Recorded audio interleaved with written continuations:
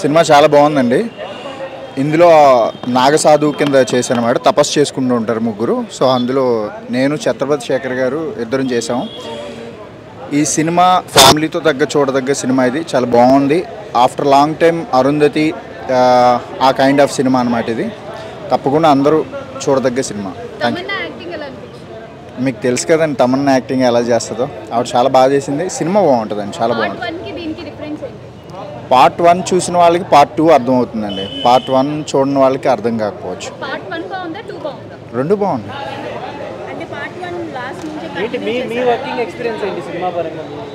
బాగుందండి చాలా. అంటే రైటింగ్ బాగుంది. తర్వాత మన సంపత్ నంది గారు తీసినటువంటి ఏదైతే ఆయన అనుకున్న విజన్ ఏదైతే ఉందో అది స్క్రీన్ మీద చూసినప్పుడు ఇంకా చాలా బాగా అనిపించింది.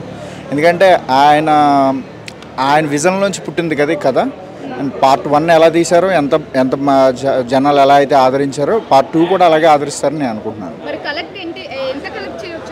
కలెక్షన్స్ గురించి కానీ రేటింగ్ల గురించి కానీ నా లైఫ్లో నేను ఎప్పుడు మాట్లాడినాను. ఎందుకంటే అది నాకు అనవసరమైన మ్యాటర్. ఏదమ్మా అది ఇచ్చారు, అది డైరెక్టర్ గారు ఆల్రెడీ చెప్పారు కదా 3 కూడా ఉంటుందని. ఉంటుంది. చాలా బాగుందండి, చాలా బాగుంది. హైలైట్ ఈ సినిమాకి, చాలా హైలైట్. అమ్మా లాగ్ ఏం లేదు.